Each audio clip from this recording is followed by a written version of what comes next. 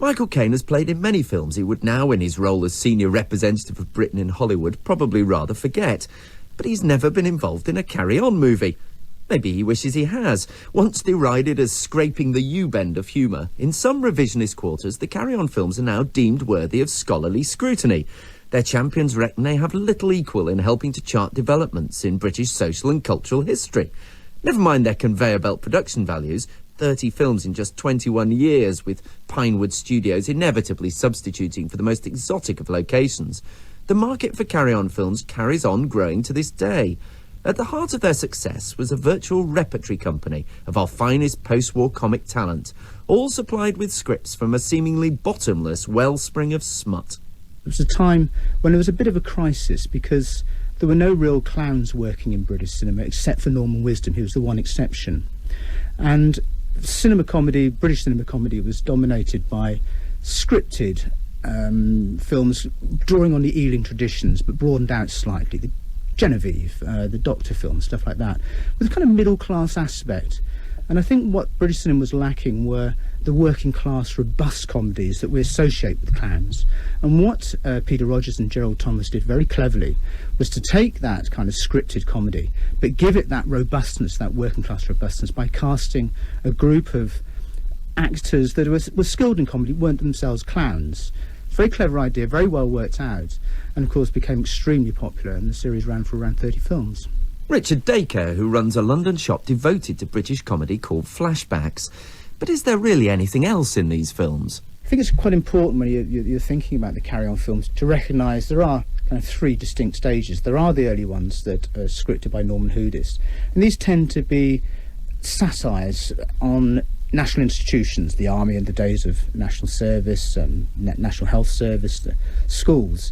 And then you get the much more broader sexual innuendo, double entendre, which we associate with the films of Talbot Rothwell. And then when he retires, basically they're worthless. They fall prey to not being able to maintain the balance between a new explicitness with the lack of censorship and the basic repressiveness which is essential to the comedy of the Carry On films. Repressive and explicit, a difficult trick to pull off. So how was it done? Technically speaking, the Carry On team were great because it was an ensemble cast, and there was this opposition between them all. They all wanted to steal every scene they were in, but because they were cleverly written, they couldn't dominate a film because they wouldn't be in all of the scenes or whatever. And I think that is something that people can learn from, that you can bring in these rather contrasting personalities. A lot of them didn't seem to like each other very much. And with this intent to steal every scene, they actually heighten their performances, and that slightly heightened performance adds to the humour. I asked Robert Ross, writer of the Carry On Companion, to nominate his favourites from the Carry On canon. Carry On Cleo. It's just a superbly orchestrated script, and every single line is just like sort of carved in stone in my memory. It's a brilliant film, and also just because it took the mickey out of Hollywood, and just when Cleopatra, the Burton Taylor version, decamped back to America and left the sets at Pinewood Studios, the Carry Ons moved in and made their film in 6 weeks before Cleopatra was finished, so I think that's rather good as well.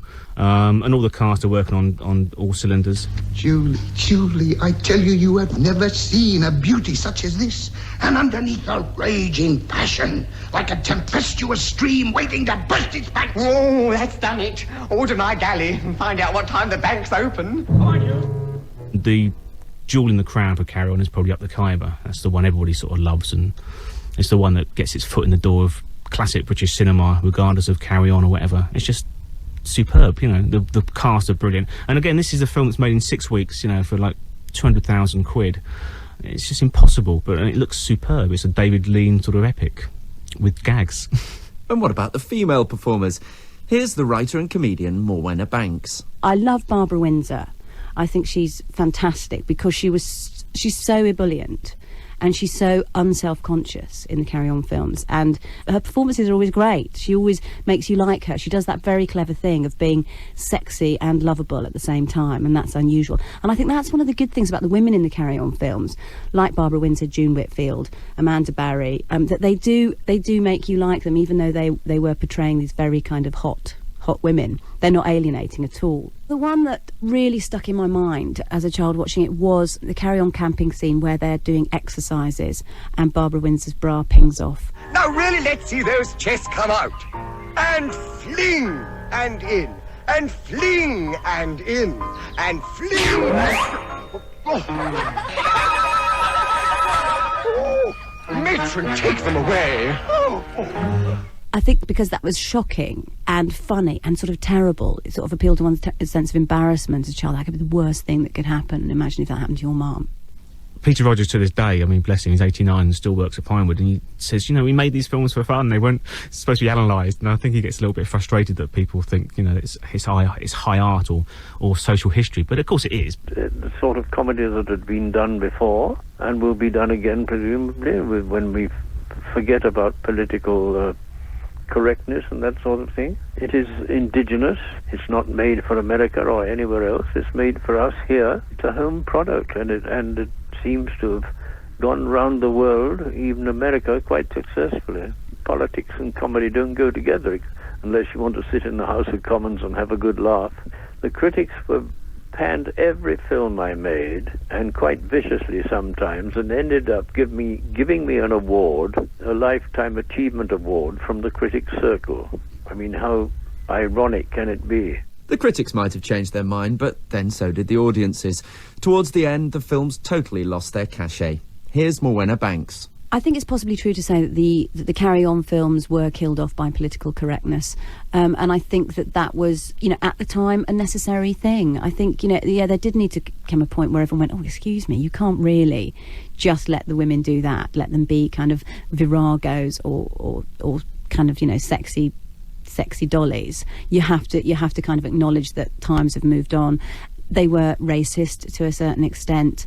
And I think that, yeah, they were kind of perpetrating stereotypes that became no longer helpful. When you say un-PC, I mean, the women always are pretty strong characters. I mean, there's dolly birds, but the guys always fall over or fall down a manhole or walk into a wall where they're looking at some short-skirted dolly bird. So I don't think they are particularly. I mean, it's just good innuendo. I mean, it's a tradition of British comedy that goes back hundreds of years, and I think carry on the tradition. And for a series of films that first started 45 years ago now, you know, to still be getting audiences and still be getting laughs is amazing. No, matron, I was taking a shortcut. I don't know why, Doctor, but I have a feeling you're trying to avoid me. Oh, no, whatever gave you that idea? But you shouldn't be in here, you know. Think of the girls. They need watching. Oh, to hell with the girls. To hell with the girls. Matron. Since they've been reclaimed, I think it's a joyful thing, because I think that what the people who were in them would say, but we were just trying to be funny. We just, you know, we weren't aware at the time that this was wrong or that this was not appropriate. So I think that the reclamation is a good thing, because I think to just sort of relegate them would have been a shame, actually, and to say, oh, they're no longer valid because they do things that we would no longer do now. And I think it's quite a good thing that everything's a little bit more flexible now, and that there is a chance for a whole new audience to enjoy them. There's a document for social history in this country for the last 25, 30 years or whatever. It's great. I mean, you know, if you look at documentaries from the 60s, it's very much academics lifting a rock and saying, here's some working class people, let's watch them for a bit. Whereas you watch a Carry On film, it's real life, sort of. Robert Ross, Richard Dacre, Morwenna Banks, and the man responsible for it all, the producer Peter Rogers, who exclusively revealed to us that he's planning to celebrate his 90th birthday next year with a new movie called Carry On London. And if you want to remind yourself of what they're all about, there's a competition to win a selection of Carry On DVDs on our website, bbc.co.uk/backrow. Just make sure you get Matron's permission before logging on.